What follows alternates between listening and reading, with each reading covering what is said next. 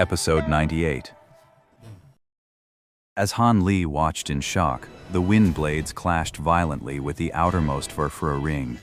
Green and yellow light flashed incessantly, accompanied by the sharp, percussive sounds of slicing impacts. When the light finally faded, the once perfectly smooth outer wall of the steel ring was now crisscrossed with over a dozen foot-long gouges. The entire magic tool looked utterly ruined. Fortunately, the magic tool was spinning continuously as it was being attacked, preventing the wind blades from striking the same spot. Otherwise, they would have already broken through. This outcome took both Han Li and senior brother Lu by surprise. While this steel ring magic tool wasn't originally designed for pure defense, it's a genuine high-grade artifact. The quality of its materials is beyond reproach. But I never expected that a few simple wind blades could slice it to pieces, nearly destroying it completely. I wonder if these steel rings can withstand the enemy's next attack. As for senior brother Lu, this Azure Serpent banner is renowned among top-tier magic tools. I went through hell and high water to get it, just so it would match my spirit root attribute. This magic tool can effortlessly release simple spells like Windblade. And because it's absorbed a certain amount of spiritual chi, all wind attribute attacks launched from it are amplified. Those wind blades just now might have looked like the simplest, most basic low-tier spells, but each one packed the punch of a mid-tier spell. Senior brother Lu's attack just now might have looked simple, but it was actually a concentrated barrage of over a dozen mid-tier spells. Yet even that hadn't managed to break the outermost giant ring. How could senior brother Lu not feel a chill in his heart, his weariness of Han Li growing even deeper? Both men now recognized the other's ruthlessness, yet their next moves diverged sharply. I still have to find a way to activate the talisman treasure. I'm not giving up halfway.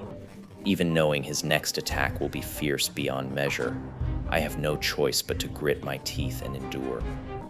From the defensive stance he took earlier to the end of his attack just now, he's been sitting there motionless the whole time.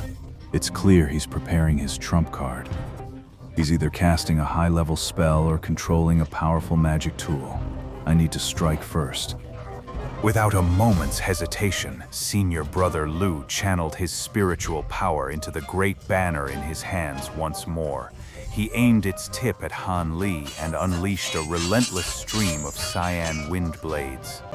These wind blades were smaller in size, but they made up for it by being relentless. The wind blades coalesced into a long, raging torrent of cyan light, surging forward with astonishing momentum. It slammed into the yellow radiance once more, triggering another violent collision of light. This time, the steel ring before Han Li lasted only a moment before it suddenly let out a dull, thunderous boom, its yellow light scattering. The top-grade golden steel ring finally gave way, shattering under the relentless assault of the wind blades.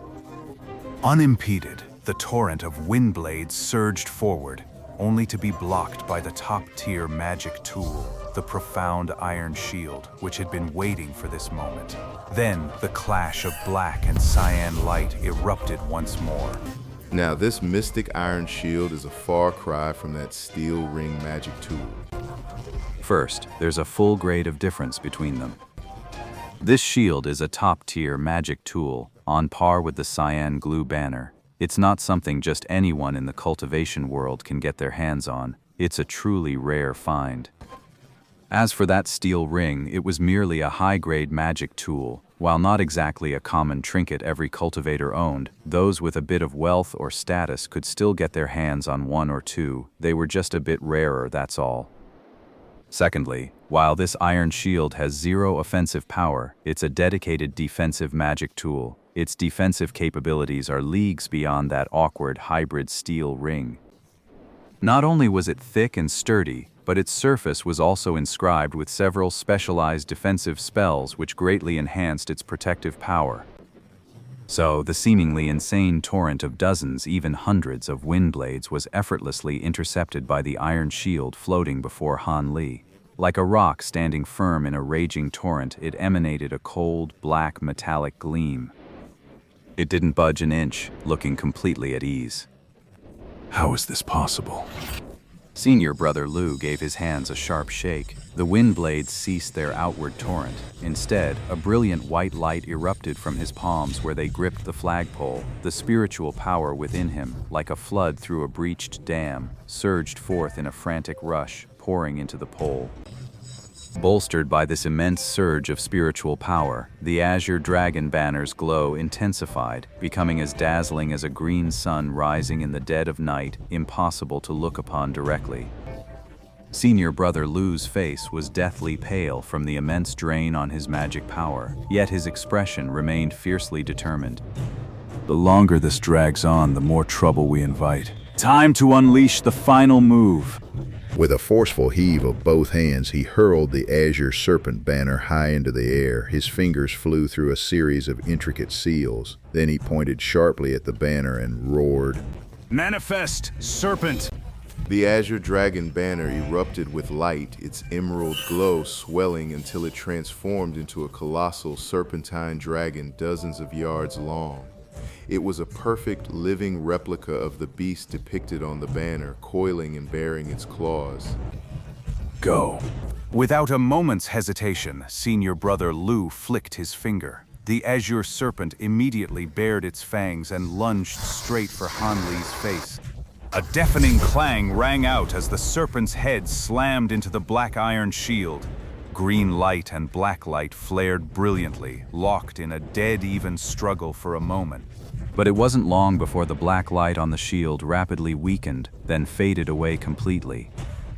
Just as the shield was about to meet the same fate as the previous magic tool, a cold, clear voice sounded from behind it. Withdraw. The iron shield shrank instantly at his command and shot backward. The azure dragon's aura surged, chasing after it with relentless fury, intent on devouring both Han Li and his shield in one gulp. But at that moment, a grayish, several Jianglong radiance suddenly shot up from the seated Han Li's body. It took the shape of a massive sword and, without a hint of backing down, met the serpent's head in a clash, the two immediately locking in a fierce struggle. In the air above, the azure light would press down the gray radiance one moment, only for the gray radiance to surge back and suppress the azure the next. For the moment, neither side could gain the upper hand. Meanwhile, the iron shield shrank back down to palm size and dropped into Han Li's hand. He stowed it away in his storage pouch. At that moment, all of his magic power was being channeled into controlling the talisman treasure for the attack, leaving him with no spare energy to deploy the shield. The gray radiance from the talisman treasure this time was on a completely different level from when it killed the man in yellow. Just from the sword light it transformed into, you could tell its power had increased by at least 3 or 4 times. When the talisman treasure was in the hands of the Golden Light Master, it could only manifest as a foot-long gray gleam. But when I practiced the art of object control with it, it transformed into a beam of light dozens of yards long. But when I killed the man in yellow, the talisman treasure briefly shrank back to a length of about 10 feet. Now that my magic power has reached the 11th layer, when I channel it, this talisman treasure not only changes drastically in length, stretching to 2 or 3 zhang, but its form also faintly takes on the shape of a giant sword. It glows with dazzling light, becoming truly imposing. If that weren't the case, this talisman treasure might not have been able to withstand the fierce assault of the vicious dragon transformed from the azure dragon banner. This shows that the power of a talisman treasure depends not only on the strength of the magic treasure sealed within it, but also greatly on the depth of the cultivator's own magic power. The greater one's magic power, the more completely one can unleash the potential of a magic treasure. I truly wonder what form this magic treasure will take when I succeed in Foundation establishment and wield it then. Han Li and senior brother Lou poured their magic power ceaselessly into the sword talisman and the azure dragon banner. Their entire beings were focused on controlling the two treasures in their fierce struggle, not daring the slightest moment of laxity or carelessness. But this also meant they had no spare mental focus or magic power to employ any other means to gain the upper hand. They knew full well that a single moment of carelessness would mean the destruction of their treasures and their own demise, with no chance of recovery. And so, with the azure serpent and the giant sword locked in a deadly dance, the battle between Han Li and senior brother Lu devolved into a war of attrition, a test to see whose magic power would run dry first. When they both realized that the amount of remaining magic power was the key to this fight, they simultaneously pulled out a spirit stone each, gripping it in their hands to replenish their dwindling spiritual energy. However, the one in senior brother Lu's hand was a low-grade wind spirit stone, while Han Li's was a mid-grade earth spirit stone. This discovery made the face of Han Li's opponent, senior brother Lu, turn extremely ugly, a mix of shock and fury. A chi condensation disciple like him, actually possessing a mid-grade spirit stone? Only Foundation establishment cultivators and above within the sect can get their hands on those. I never would have dreamed of this. A mid-grade spirit stone replenishes spiritual power far faster than a low-grade one. This puts me at a huge disadvantage in the recovery race, but my magic power is far deeper than his. Even if his spirit stones replenish it a bit faster, he absolutely won't last long. After all, this tiny bit of magic power replenishment is utterly insignificant compared to the constant drain. With that thought, senior brother Lu calmed down once more, steadying his mind. But when he saw Han Li's next move, his expression changed once more. Right before his eyes, Han Li voluntarily dispelled his blue protective barrier, revealing his true form in plain sight. Even with his sharp intellect, senior brother Lu was utterly baffled by this move. What on earth was Han Li playing at? Is he not afraid that a single wind blade from me could easily take his life? Senior brother Lu's mind raced through several possibilities. Then, with decisive resolve, he extended his left hand and traced a pattern in the air. A faint, green wind blade began to take shape. But before senior brother Lu could fully form and launch the wind blade, the giant sword locked in combat with the azure dragon suddenly flared with brilliant light. Seizing the moment his focus was divided, it violently shook off the dragon and shot straight towards senior brother Lu himself. This sudden turn of events sent a jolt of pure terror through senior brother Lu's heart. If I insist on forming and launching that wind blade, I might just take his life. But under the slash of that giant sword, I'd be a dead man too. We'd both end up dead. I still have a wind wall in front of me.